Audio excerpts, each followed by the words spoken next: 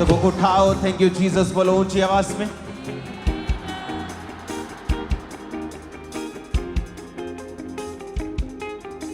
खुदा बाप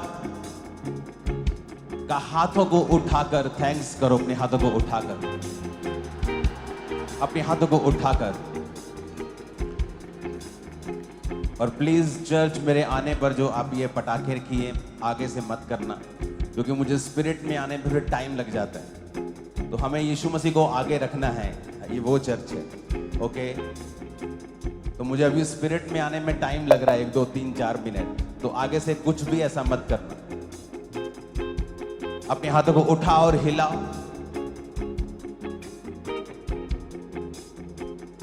और खुदा बाप को अपना परिवार सौंप दो। आज अपना जीवन सौंप दो। सब चीजें परमेश्वर के पांव में रख दो, उसको सौंप दो। अपनी आत्मा में देखो कि आप अपने फाइनेंस को, अपनी लाइफ को, अपनी सेहत को, अपने जीवन को, अपनी इच्छाओं को, अपने सब चीजों को, खुदाबंद अपनी चिंताओं को भी आप परमेश्वर के पांव में रख रहे हैं और अपना समर्पण उसे कर रहे हैं।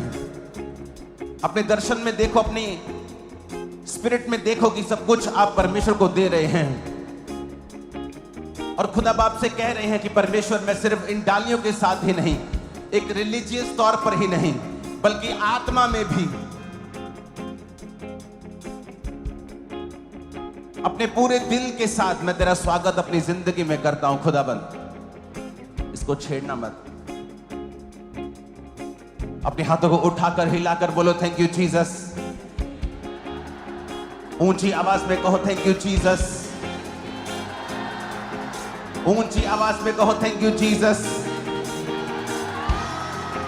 आज यहोवा का आत्मा आप पर बल से उतरेगा और सारे बंधन यीशु मसीह नासरी के नाम से टूट जाएंगे।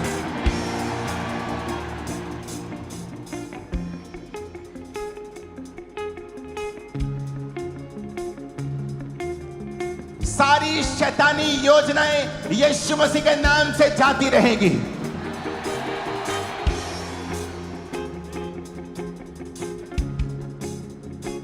अपनी डालियों को ऊपर कर लो चर्च। और जिस तरह आप जीसस क्राइस्ट का स्वागत कर रहे हैं अपनी लाइफ में, मैं भी उसका स्वागत करता हूं अपनी जिंदगी में, अपने परिवार में, इस चर्च में। खुदा बाप तेरा वेलकम करते हैं होली स्पिरिट। आज से अब से अपना कंट्रोल यहां पर ले आए खुदाबंद। हमारे स्वागत को कबूल करें मेरे सामर्थी परमेश्वर। इंसान जो मिट्टी से बना हुआ खुदाबंद कीड़ा शरीर के है, वो तेरा स्वागत करता है खुदाबंद। तेरी आत्मा का स्वागत यहां पे करता है। तेरी आत्मा यहां आज जुम्बिश करे मेरे सामर्थी परमेश्वर। वो एक एक जन को आज छुए मेरे सामर्थी परमेश्वर। तेरा आत्मा खुदाबंद एक एक जन को छुए मेरे सामर्थी परमेश्वर। तेरा आत्मा, पवित्र आत्मा एक एक जन को छुए खुदाबंद। इनके परिवारों को आज छुए मेरे सामर्थी परमेश्वर। स्वागत करो अपने हाथों को हिलाते हुए थैंक यू जीसस बोलते हुए। Welcome Jesus in my life, in my family. Welcome करो अपने हाथों को हिला। Hallelujah hallelujah hallelujah. स्वागत हो खुदा बाप। तेरा स्वागत करते अपनी जिंदगी में मेरे सामर्थी परमेश्वर। सारे पापों को आज छोड़ते हैं खुदाबंद। सारी गंदगी को आज छोड़ते हैं खुदाबंद। तेरा स्वागत करते हैं अपनी लाइफ में। मैं आपकी लाइफ के ऊपर भविष्यवाणी करता हूं। जिस दिन जीसस उस घर में गए जहां पर शादी हो रही थी और बाइबल कहती है वहां पर दाखरस कम हो गया। आज की भाषा में लगाओ तो जिस शादी में आप जाए वहां खाना कम हो जाए, खाना खत्म हो जाए तो परिवार की बेइज्जती होती है। लेकिन वचन कहता है क्योंकि जीसस वहां पर इनवाइटेड थे, आमंत्रित किए गए थे चेलों के साथ, तो जीसस की मदर ने कहा कि इनका दाखरस खत्म हो चुका है। और वचन कहता है कि जीसस ने पानी से भरे हुए उन मटकों में दाखरस को पैदा करके उस परिवार की शर्मिंदगी को दूर कर दिया। मैं आपको आज भविष्यवाणी करता हूं परमेश्वर की आत्मा की सहायता से, जो कल रात से परमेश्वर मुझसे बात कर रहा है। आज जो अपने दिल को खाली करके व्यभिचार है तो उसे निकाल के, चोरी करते हो तो उसे निकाल के, डाके डालते हो तो उसे निकाल के, अगर आप जीसस का वेलकम करेंगे अपने हार्ट में, मैं आप पर भविष्यवाणी करता हूं, वो आपकी शर्मिंदगी को दूर करने का प्लान बनाएगा आपके अंदर आके। The Bible says he is a master planner। वो मास्टर प्लान करेगा आपकी लाइफ को ऊंचाई पर लेके जाने के लिए। मैं भविष्यवाणी करता हूं तुम्हारे परिवार के ऊपर कि यीशु मसीह का आत्मा तुम्हें ऊंचाई पर ले जाने की प्लानिंग करेगा तुम्हारे अंदर आकर। मैं भविष्यवाणी करता हूं यीशु मसीह के सामर्थी नाम में कि उसका आत्मा तुम्हारे अंदर आकर प्लानिंग करेगा तुम्हें ऊंचाई पर लेके जाने के लिए।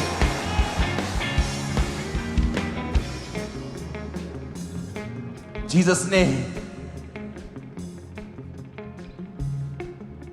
उसके अंदर, जब उस घर के अंदर जब जीसस आए तो वो घर शर्मिंदगी में नहीं रहा।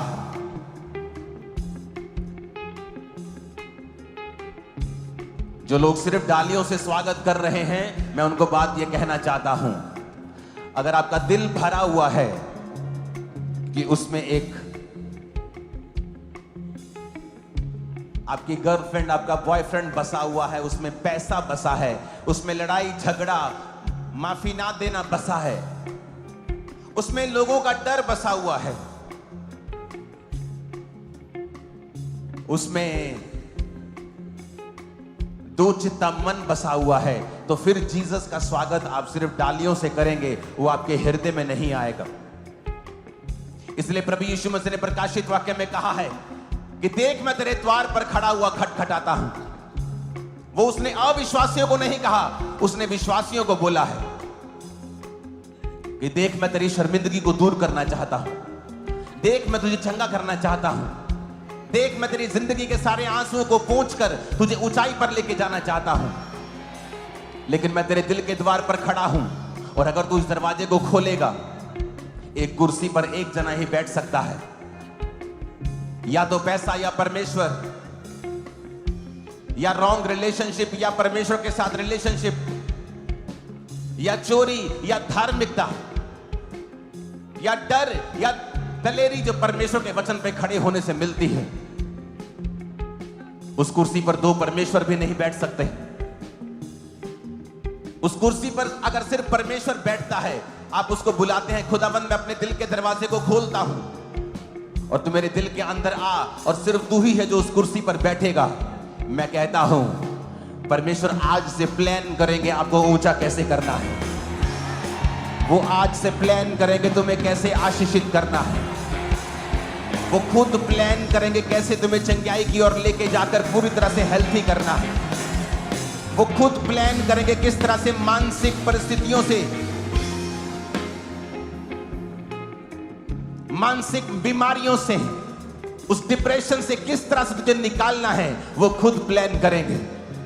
वो खुद प्लान करेगा तुम्हारे परिवार को किस तरह गरीबी के श्रापों से निकालना है। वो खुद प्लान करेगा तेरी जिंदगी को कैसे आगे लेके जाना है।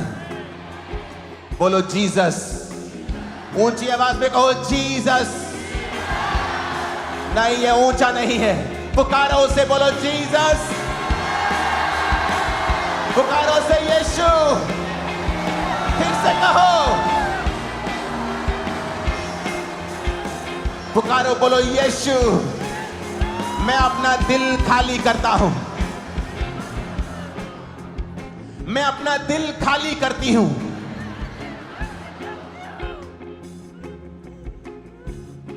यीशु, अपना दिल खाली करके, इसकी सफाई करके मैं तुझे इनवाइट करता हूं, मेरे जीवन में आ जाए प्रभु, मेरे दिल में आ जाए।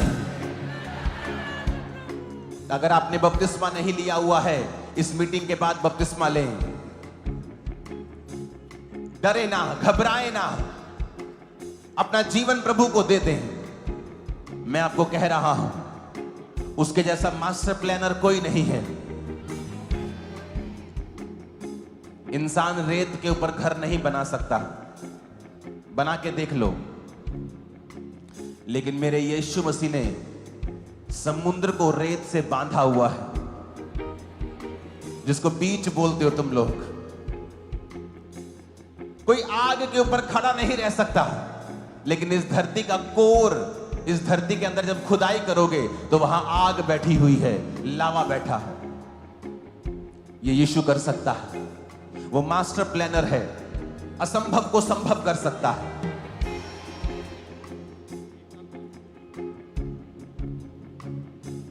उसने ऐसा किया है जो असंभव है।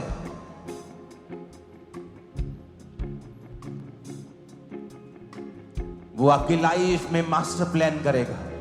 मेरी बात का यकीन रखना, वो प्लान करेगा तेरा पति किस तरह से सेव होगा, वो प्लान करेगा तेरी पत्नी किस तरह से बचाई जाएगी, वो प्लान करेगा किस तरह से तेरा परिवार बचाया जाएगा और शुद्धता की ओर चलेगा। आमीन हो जाए। ये आशीष हमारी है चर्च। आमीन हो जाए। ये आशीष हमारी है चर्च।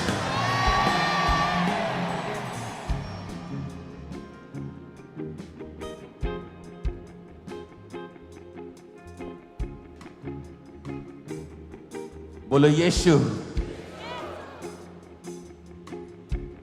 मैं आपको अपना जीवन देता हूं। अगर आपने बपतिस्मा नहीं लिया हुआ है, अगर आपने ये सोच लिया है कि आप मीटिंग के बाद बपतिस्मा ले लेंगे, तो ये प्रार्थना आप भी कर सकते हैं और आपके जीवन में ये काम करेगी। बोलो यीशु, आज से मेरा जीवन पूरी तरह से आपका है। आपकी शिक्षाओं पर चलने के लिए मैं पूरी तरह से तैयार हूं और सच्चे मन से इन डालियों को हिलाकर अपनी जिंदगी में आज मैं आपका स्वागत करता हूं। हैप्पीएस्ट पाम संडे पूरी खामरा चर्च। मैंने कहा हैप्पीएस्ट पाम संडे। सब क्रिश्चियंस को all over world happiest palm Sunday. मेरा परमेश्वर ये पाम संडे से आपकी लाइफ में एक ऐसा आनंद लेके आए, आनंद का ऐसा झंडा गाड़े, शैतान जोर लगा ले उस झंडे को हाथ भी ना लगाने पाएगा। यह भविष्यवाणी।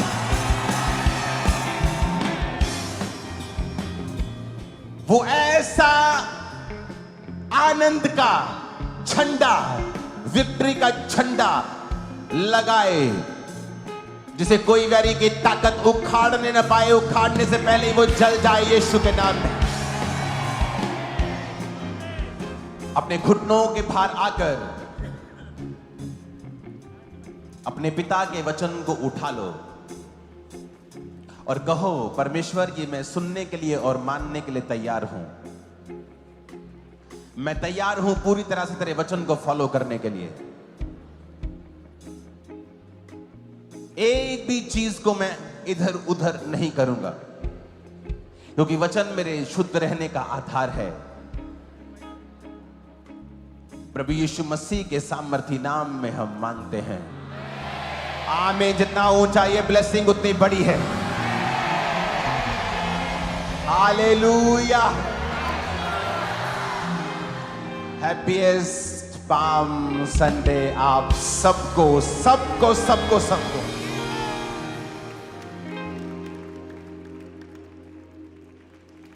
आज आप दुनिया के सबसे खूबसूरत लोग लग रहे हैं डालियों को पकड़ के। इस सब डिस्टर्बेंस को खत्म कर दो। अपनी बाइबल को उठा लो। कोई जन हिलेगा नहीं। जहां खड़े हो वहीं बैठ जाओ। वॉलंटियर खास तौर पे तुम लोग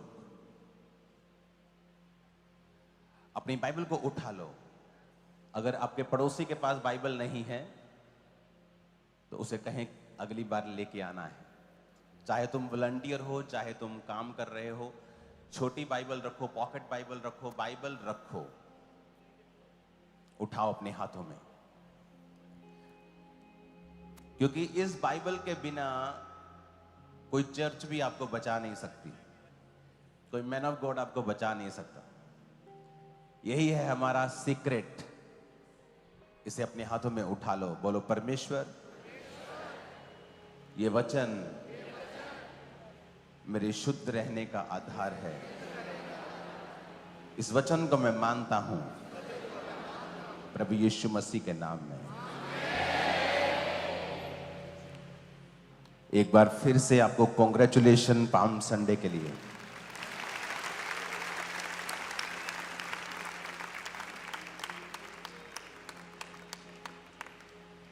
ये तो कितना ब्यूटीफुल किसी ने बनाया है पत्ते का। ऐसी चीजें मुझे दिया करो, ये पटाखे फुटूखे मुझे पसंद नहीं है। ये देखो क्रॉस, हालेलुया। ये मजेदार चीजें हैं। इस कलीसिया को मुझे बताने की जरूरत नहीं है कि परमेश्वर का आत्मा आपसे बात करता रहा है हर समय। जो 1 साल बाद होना है, जो 2 साल बाद होना है, आपको बता दिया जाता है। आज पूरी दुनिया इकोनॉमिक ऑपरेशन के नीचे है। अब मुझे वीडियोस आपको दिखा चुका, मुझे बार बार दिखाने की जरूरत नहीं। और ये तब बोला गया था जब इंटरनेट के ऊपर हर दूसरी रील स्टॉक मार्केट के ऊपर थी। हर कुछ ऊपर चल रहा था, फाइनेंस हाई लेवल पे चल रहा था, हर कोई आदमी खुश था, हर कोई आदमी स्टॉक्स के, शेयर मार्केट के पीछे भाग रहा था। मैं नहीं कह रहा हूं शेयर मार्केट बुरी है या अच्छी, मैं कुछ नहीं कह रहा हूं, लेकिन मैं आपको सिचुएशन बता रहा हूं कि उस समय क्या थी जब परमेश्वर ने मुझे कहा था इकोनॉमिक ऑपरेशन आएगा और सब कुछ डाउन हो जाएगा। तब नहीं कहा था जब कुछ मार्केट गिरने वाली थी, तब बताया था जब हाई लेवल पे थी। अगर आप इंटरनेट खोलेंगे, आपको वो स्टॉक मार्केट वाले सारे गुरु गायब हो चुके मिलेंगे। अब कोई नहीं बोल रहा। और तब आपको बोला गया था कि इकोनॉमिक ऑपरेशन आएगा और ऐसा आएगा जैसा आपने पहले नहीं देखा होगा। अब वो टैरिफ वॉर की वजह से आया, वो और वजहों से आया, वो एक बहाना है। आपको पता कुछ तो बहाना बनेगा ही। आज जो पंजाब में चल रहा है, मैं आपको वीडियोस नहीं दिखाऊंगा क्योंकि मैं किसी से नफरत नहीं करता हूं, किसी मैन ऑफ गॉड के गिरने से मैं खुश नहीं हूं। वचन कहता है कि जब शाऊल गिरा तो दाऊद रोया, और एक आदमी आया शाऊल दाऊद के पास, कहता ये कंगन पहचान। कहता किसके हैं? कहता शाऊल के। कहता वो लेटा हुआ था, उसका प्राण नहीं निकल रहा था, उसने कहा अपनी तलवार से ये मुझे खत्म कर दे, तो मैं उसे खत्म करके आया। ये सोच के कि दाऊद बहुत खुश होगा कि देखो जी आपका जो नफरत करने वाला था ना वो मर गया। पर बाइबल कहती दाऊद ने कहा तू कहां का है, कहां से आया है?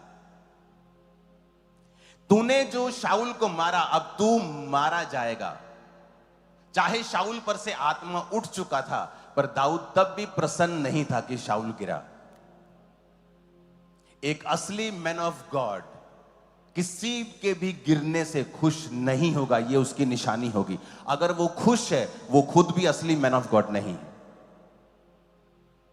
चाहे वो गलती है चाहे नहीं है, चाहे वो अपनी मिस्टेक से गिरा हो, यह बात नहीं है। शाऊल अपनी मिस्टेक से गिरा, लेकिन दाऊद तब भी खुश नहीं था और उसने कहा हे योनातन, हे शाऊल, तेरी तलवार, तेरी ढाल बिना तेल लगाए रह गई। यानी तू अनॉइंटिंग से बाहर हो गया, तू परमेश्वर की इच्छा से बाहर हो गया और तू मारा गया। और उसने विरोधियों को भी मैसेज दिया कि हे उन औरतों को कि तुम प्रसन्न ना हो, तुम खुश ना हो। कितने मेरी बात को समझ रहे हैं? हमें प्रार्थनाएं करने की जरूरत है एक दूसरे के लिए। और अगर मैं आपको वीडियोस नहीं दिखाऊंगा, अगर आप मेरी 1 साल पुरानी वीडियोस देखें 2024 की, आपको बता दिया गया था कि बड़े बड़े channels, Hindi news channels documentaries बनाएंगे। जाओ देखो 1 साल पुरानी वीडियो, मैं नहीं दिखाऊंगा, आप देखो। नहीं तो कोई बोलेगा कि मैं कोई नफरत कर रहा हूं या मैं कोई एजेंडा चला रहा हूं। जाओ चेक करो मेरी 1 साल पुरानी, आपको बताया गया था हिंदी न्यूज चैनल्स डॉक्यूमेंट्रीज बनाएंगे। इकोनॉमिक जो चल रहा है आपको बता दिया गया था, और अब जो आने वाला है मैं आपको बताने वाला हूं आज। उससे पहले मैं आपको एक स्टोरी बताना चाहता हूं। ये स्टोरी ऑलमोस्ट हम सब ने स्कूल्स में पढ़ी है। 2 बिल्लियां थी और वो दोस्त थी दोनों, और उनको रोटी का टुकड़ा मिला और वो रोटी के टुकड़े से लड़ पड़ी। बंदर देख रहा था और बंदर उनके पास आया और उसने कहा मैं देखता हूं क्या करते हैं। क्या किया उसने? तराजू लिया, रोटी का टुकड़ा लिया, दोनों डाले, एक थोड़ा भारी था एक थोड़ा कम था। अब बिल्लियां लड़ी हुई थी आपस में कि मुझे चाहिए ये वाला, मुझे बड़ा चाहिए। तो बंदर क्या करता था, थोड़ा सा इधर से खा लेता था। अब ये हल्का हो गया, ये भारा हो गया, कहता चलो ये भारा हो गया अब इधर खा लेते हैं। फिर इधर का खाता था, फिर ये हल्का हो गया, ये भारा हो गया और ब्रेड खत्म हो गई। सिख लोग और क्रिश्चियन लोग ये ध्यान रखें कि दोनों माइनॉरिटीज हैं। आपकी फाइट का फायदा देश विरोधी लोगों को होगा। अब आपकी मर्जी है लड़ना है कि नहीं लड़ना। सिख और क्रिश्चियंस अगर साथ में चलें, इमेजिन करो कितने क्रिश्चियंस हैं पूरी दुनिया में, पूरे देशों में, जो लोग दुनिया पर राज करते हैं। 400 करोड़ लोग आज लोग परमेश्वर को मानते हैं। इमेजिन करो अगर ये दोनों इकट्ठे हो जाएं तो कितना परमेश्वर का और कितना समाज का हम काम कर सकते हैं। क्योंकि अगर आप ये डिसीजन नहीं लेंगे तो इसका फायदा तीसरे को होगा और ये फाइट करीब है अगर आप नहीं सुधरेंगे। क्योंकि कोई भी ऐसा नहीं है जो अपने धर्म पर बातें सुनेगा और चुप रह जाएगा। यहां तो छोटा सा एक अफसर होता है ना, पुलिस अफसर, अगर वो अड़ जाए, किसी चौकी का अगर इंचार्ज है मान लो, वो अड़ जाए तो वो बड़े अफसर की बात भी नहीं सुनता। अगर उसकी शान पे आ जाए, आन पे आ जाए या इज्जत पे आ जाए, वो नौकरी की परवाह भी नहीं करता। तो इतना बड़ा धर्म जिसे 400 करोड़ लोग फॉलो करते हैं, क्रिश्चियनिटी जो दुनिया का सबसे पुराना धर्म है, वो अपने पे बात कैसे सुन सकते हैं? लेकिन हमें एक बात सुनते हैं तो दूसरी बात दूसरे सुनाते हैं, दूसरा सुनाता है, फिर ये सुनाते हैं, और ये चीज लड़ाई की ओर लेके जाएगी और दोनों का नुकसान होगा। तो हमारे लोग, चर्च के लोग, ब्रांचेस के लोग, जितने सुनने वाले, फॉरेन ऑनलाइन चर्च जितने लाखों लोग सुन रहे हैं, आपको ये प्रार्थना करनी है कि ये दोनों कौम प्रार्थना में, आत्मा में चलें और मिल के चलें। मैं नाम नहीं लेना चाहता हूं, बहुत बहुत बड़े बड़े लीडर्स जिनका फोन आता है कि हमें मिल के चलना है। सिख लोगों का फोन आता है हमें मिल के चलना है। जो समझदार लोग हैं वो सब ये चाहते हैं हमें मिल के चलना है। किसी को मशहूर मत करें जो सिर्फ सोशल मीडिया पे अटेंशन पाने के लिए सिख और क्रिश्चियंस का मुद्दा बना रहा है और आम लोगों में नफरत पैदा हो रही है। उन लोगों को इंटरटेन मत करें, उनका बाइकआउट करने की भी जरूरत नहीं, उनका नाम मत लें अपने होठों से। आप नाम नहीं लेंगे वो गायब हो जाएंगे। आप जितना बॉयकॉट करेंगे उतना वो आप हो जाएंगे। यही तो वो चाहते हैं। कोई बेचारा एक अज्ञानी है, अपने फॉलोअर्स बढ़ाने के लिए कर रहा है या कुछ भी कर रहा है, या उसको नॉलेज नहीं है, हमें उससे नफरत नहीं करनी। हमें समझना है आपकी चर्च, हमारी चर्च, ये मिनिस्ट्री आगे का बताती रही है, आपको ये मालूम है, ये कोई नई मिनिस्ट्री नहीं है। मैं आपको बता रहा हूं, जो आगे मैं आपको बता रहा हूं, हमें प्रेयर करनी है, एफर्ट्स करने हैं कि दोनों कौम मिलकर काम करें, पंजाब की बेहतरी के लिए काम करें। इस चर्च ने जो काम किया है मुझे बताने की जरूरत नहीं है। कितने लोग हैं सिर्फ इस हॉल में, देखो सब हॉल्स भरे पड़े हैं, पीछे भी। चलो ये हॉल में दिखाओ, ओवरफ्लो में दिखाओ, कितने लोगों ने चर्च आकर नशा छोड़ा है। अपने दोनों हाथों को हिलाओ, दोनों हाथों को हिलाओ। कौन है कैमरामैन? दोनों हाथों को हिलाओ जरा। ये क्यों नहीं दिखा रहे तुम लोगों को? इधर अंदर कौन है? हाँ बस रुको यहीं पे। दोनों हाथों को हिलाओ, हिलाओ जरा दोनों हाथों को। आप देख रहे हो, सिर्फ एक सेक्शन में आपको दिखा रहा हूं। नशा छोड़ा है जिन्होंने, ये पहले वाला फ्रेम दिखाओ जरा, और आराम से दोनों हाथों को हिलाओ जोर जोर से, ताकि फ्रेम में आए कि हाँ, जोर जोर से हिलाओ दोनों हाथों को। आप देख रहे हैं, आपको एंड नहीं मिलेगा। मैं वही तो कह रहा हूं यहां तो लोग नशा छुड़ाने की बात करके हीरो बन जाते हैं, क्योंकि ये क्रिश्चियनिटी है। तो लोग इससे नफरत करते हैं जानबूझ के। यीशु ने कहा उन्होंने मुझसे व्यर्थ बैर किया, वो तुमसे भी व्यर्थ बैर करेंगे। मैं आपको चैलेंज करता हूं, इंडिया में कहीं भी अगर इतने लोगों ने एक एनजीओ के नीचे, किसी चीज के नीचे नशा छोड़ा हो, मैं अपना नाम बदल लूंगा। लेकिन और ये सिर्फ एक सेक्शन देख रहे हो आप। अच्छा, दोनों हाथों को दोबारा हिलाओ जरा, जिन्होंने नशा छोड़ा है, छोड़ दिया है चर्च। आप एक सेक्शन देख रहे हो, चर्च का एक सेक्शन। गुरदासपुर में, फिरोजपुर में, हजारों ब्रांचेस में, ओवरफ्लोज में वो अलग लोग हैं। अगर आप दिखा सकते तो ओवरफ्लोज में भी दिखाना, हाथों को हिलाते हुए लोगों को। जो नशा छोड़ चुके हैं हाथों को हिलाओ, दोनों हाथों को जोर जोर से हिलाना। ये कौन है ओवरफ्लोज में जो लेडीज की तरफ बैठा है? जेंट्स की तरफ आपको लोग मिलेंगे। हाँ, हाथों को हिलाओ, दोनों हाथों को जोर जोर से। कितने मेरी बात को समझ रहे हैं?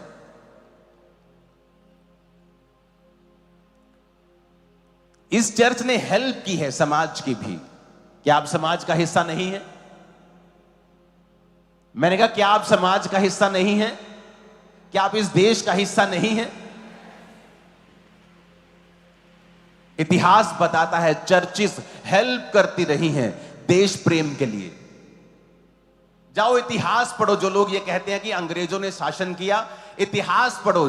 जिन लोगों ने देश को आजाद करने में भूमिका निभाई है, उनमें चर्च मिशनरीज थे, जो ये अंग्रेजों को कहते थे कि जो तुम कर रहे हो ये बाइबल के खिलाफ है। हम इन लोगों के साथ हैं, हम भारतीयों के साथ, हम इंडियंस के साथ हैं। महात्मा गांधी के साथ अगर आप सर्च करेंगे आपको क्रिश्चियंस लोग भी मिलेंगे जिन्होंने लड़ाई लड़ी थी।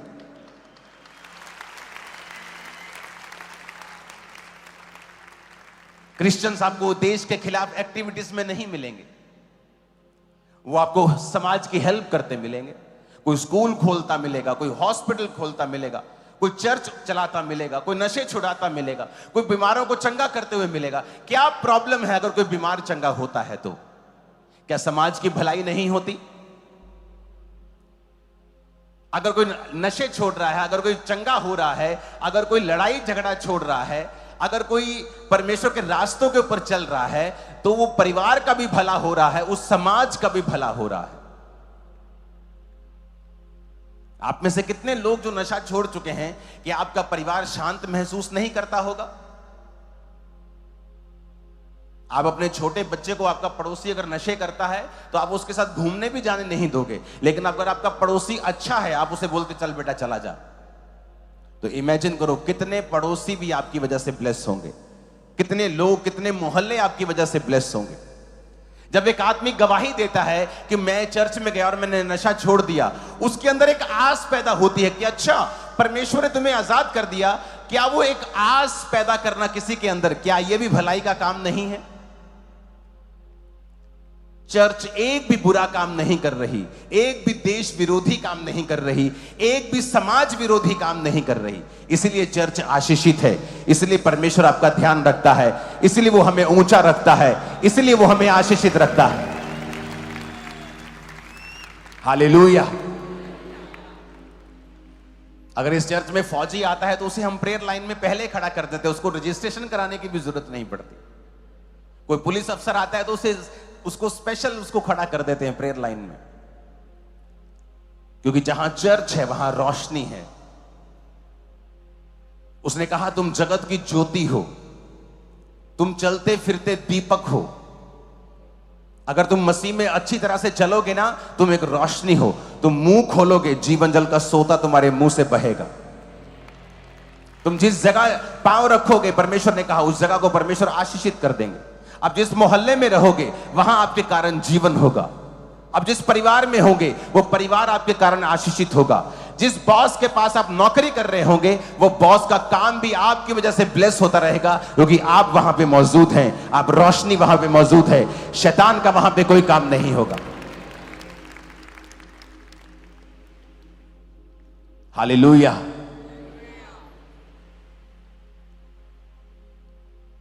तो इस बात को बड़े ध्यान से समझना है। उसने कहा तुम जगत की ज्योति हो। अगर तुम जीसस क्राइस्ट जो तुम्हारे हार्ट में तुमने आज इनवाइट किया है, अगर इसमें कोई और रहता है जिसको तुमने वचन से अलग स्थान दिया हुआ है, तो जीसस उस कुर्सी पे नहीं बैठ सकते। अगर इस कुर्सी पे कोई और बैठा है तो मैं कैसे बैठ पाऊंगा?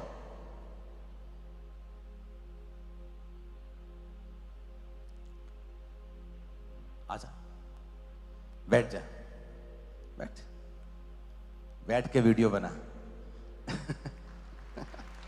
अब सुनो, अब मुझे यहां प्रीच करना है।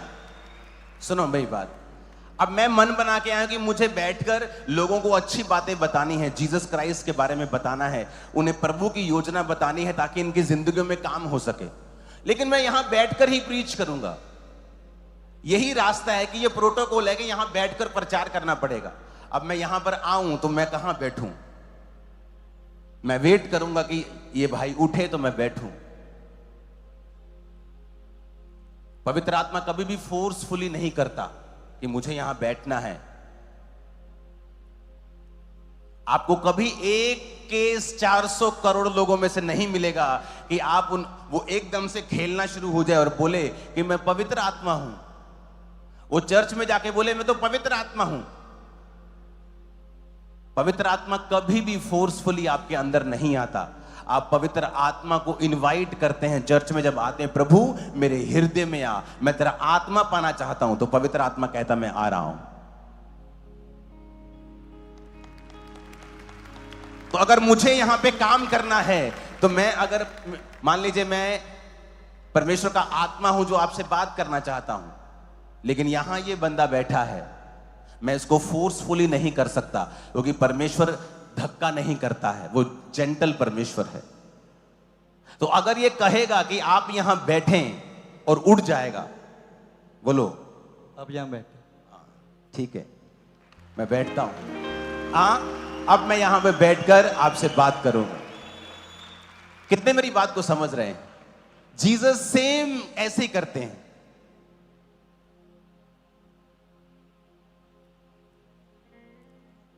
आप प्रेयर कर रहे हैं, प्रभु मेरी गरीबी से मुझे छुड़ा, मैं बहुत मुश्किल में, मेरी गरीबी से मुझे छुड़ा। और आप डाली लेके आए यहां पे, हे प्रभु मेरे अंदर आ जा। सुनो मेरी बात, अब जीसस को जब आप पुकारेंगे वो आपके पास आएगा। आप कहेंगे प्रभु यीशु मेरे दिल में आए, आपने डाली पकड़ी है। आपको मालूम है जीसस क्राइस्ट जा रहे थे और भूख लगी और दूर एक पेड़ देखा। जीसस को भूख लगी, जीसस पास गए, पेड़ के फल नहीं थे। परमेश्वर ने कहा सूख जा, अब से तेरा फल कोई ना खाए। पेड़ का फल देने का समय नहीं था, तो फिर क्यों श्रापित किया? क्योंकि वचन कहता है कि आप जीसस को अगर धोखा देते हैं आप कभी फलते नहीं। वो पेड़ अंजीर का पेड़ था। अंजीर के पेड़ में जब पत्ते आते हैं तो फल भी आता है। तो जीसस ने देखा पत्ते आए हुए हैं तो फल भी होगा, तो जीसस पत्ते देखकर चले गए कि फल होगा, लेकिन फल नहीं था।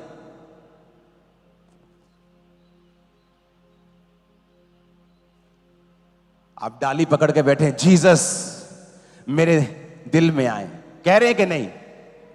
और जीसस आएंगे और देखेंगे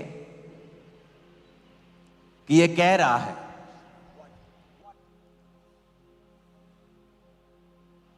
ए भीड़ बैठो।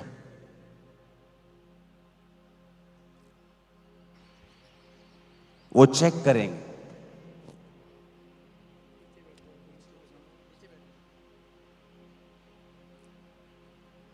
अगर इसके दिल में अगर तो खाली है, वो इसके अंदर आ जाए कुर्सी की तरह।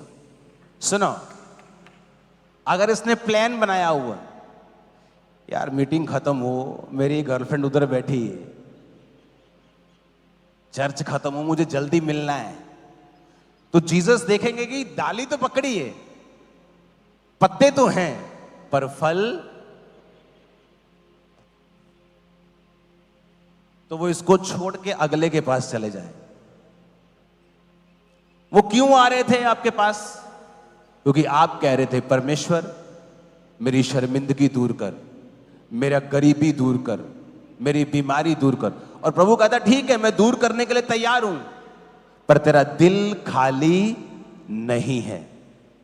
इसमें नशे का स्थान है, व्यभिचार है, गंदी मूवी है, पर मैं नहीं हूं। सफाई कर इसको। मालूम हो ना, आज मेरे घर में गेस्ट आने, सफाई करते, पास्टर ने आना है, सफाई करते, ताकि वो आए और उसे अच्छा लगे। लेकिन जीसस को पुकार रहे हैं हम लोग, पर दिल गंदा है। इसलिए अलग अलग बैठे हैं एक परिवार के लोग, क्योंकि एक दूसरे को पसंद नहीं करते। दिल क्या है? दिल तो बच्चा है जी, नहीं, दिल तो गंदा है जी।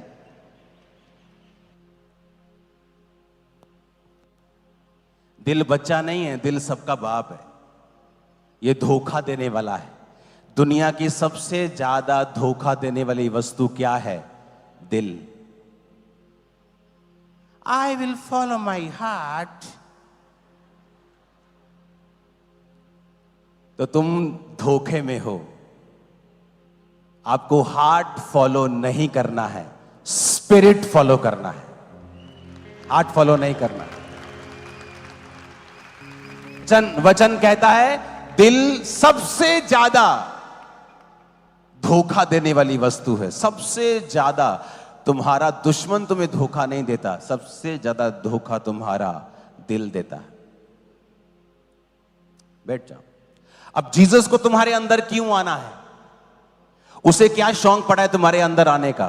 क्योंकि तुम ही प्रार्थना कर रहे हो, प्रभु मुझे बेबी चाहिए, प्रभु मेरा परिवार बचा, प्रभु मेरी जिंदगी में कुछ कर, मेरे परिवार के लिए कुछ कर।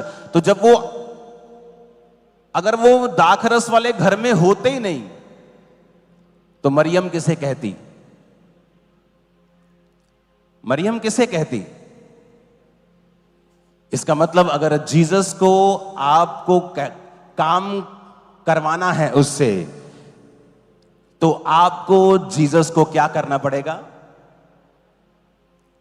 क्या करना पड़ेगा? इनवाइट करना पड़ेगा। इनवाइट करने से पहले अपने दिल को क्या करना पड़ेगा? साफ करना पड़ेगा। हिलना मत, कोई भी, एक भी जना, कैमरामैन भी नहीं। सब ऊंची आवाज में हालेलुया बोलो।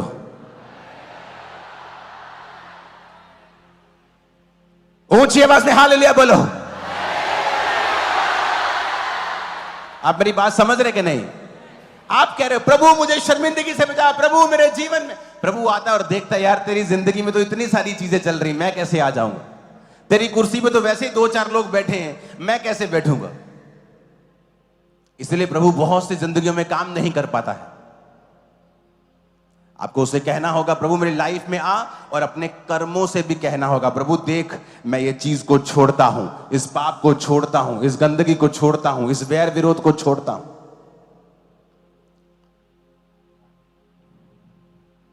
ऊंची आवाज में हालेलुया बोलो।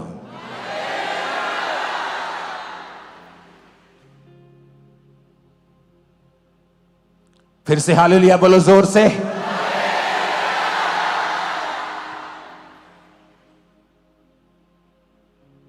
जीसस को वेलकम करने के लिए तैयार हो?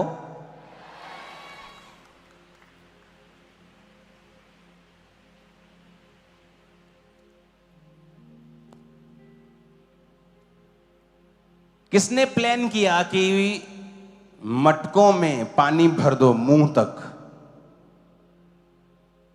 किसने प्लान किया था ये? ऊंची बोलो। किसी के दिमाग में ये बात नहीं आ सकती थी। सब सोच रहे होंगे पास के घर से मांग लेते हैं। यहां कौन सबसे नजदीक जूस की दुकान कौन सी है? सबसे नजदीक कौन शरबत का काम करता है? कहां मिल सकता है? जीसस ने कहा कहीं जाने की जरूरत नहीं, तुम नहीं कर पाओगे, तुम लेट हो जाओगे। यहां से साथ के गांव में लेने जाओगे, 3 घंटे में वापस आओगे, बारात 3 घंटे में फ्री हो जाएगी, तुम्हारी शर्मिंदगी खत्म नहीं हो सकती। उस समय परमेश्वर ने कहा यहां क्या भरा है? मटके बड़े बड़े, कितने कितने मन पानी समाता है, पानी भर दो इसमें, मुंह तक पानी भर दो, दाखरस में बदल दिया। बेस्ट दाखरस, बेस्ट जूस था वो, सबसे बेस्ट अंगूरों का जूस, वो शराब नहीं थी। हालेलुया। जब आप उसको अपनी जेन्युइनली लाइफ में इनवाइट करोगे ना, आप कुछ भी प्लान करोगे, आप लेट हो जाओगे, ना कामयाब हो जाओगे। लेकिन जब प्रभु प्लान करेगा, भाई साहब मजे आने वाले हैं। वो प्लान करेगा तेरे बिजनेस के लिए, वो प्लान करेगा, वो आके स्ट्रेटजी बनाएगा, योजना बनाएगा तेरे बच्चों के लिए, तेरे जीवन के लिए, तेरी सेवकाई के लिए, तेरे बिजनेस के लिए, तेरी नौकरी के लिए, तेरी लाइफ के लिए, तेरी सेहत के लिए, तेरी हेल्थ के लिए। वो प्लान करेगा, खुद प्लान करेगा। मैं आपको बता रहा हूं, आप उसे पुकार कर देखें, वो खड़ा होगा। संकट के दिन मुझे पुकार तो मैं तुझे उत्तर दूंगा और मैं तुझे बचाकर तेरी महिमा को बढ़ाऊंगा, परमेश्वर कहता है। हालेलुया। ऊंची आवाज में हालेलुया बोलो जरा। संकट के दिन मुझे पुकार कहता।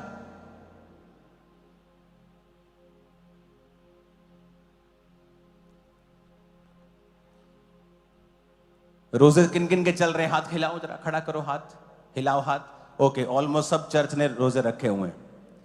तो इन रोजों में हम एक प्रार्थना को शामिल करेंगे कि परमेश्वर फाइट से बचाए, इन दो कम्युनिटीज की फाइट से बचाए। आप प्रार्थना में रखेंगे इसको। जब आप इसे प्रेयर में रखेंगे, एक बड़ा इंसिडेंट टल जाएगा और बहुत छोटे में बदल जाएगा। हालेलुया।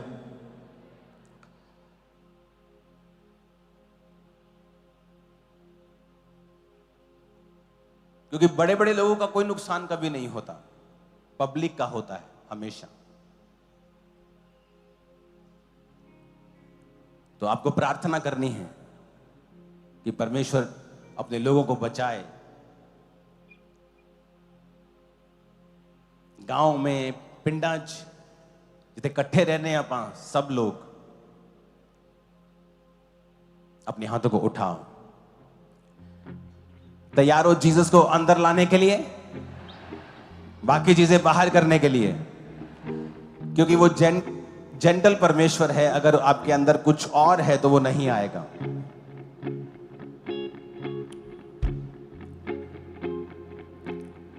जीसस को पुकारो, कहो प्रभु मेरे जीवन में आ।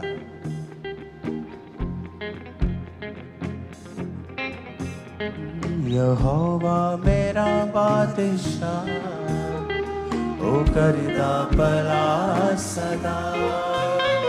यहोवा मेरा बादशाह, ओ करदा भला सदा।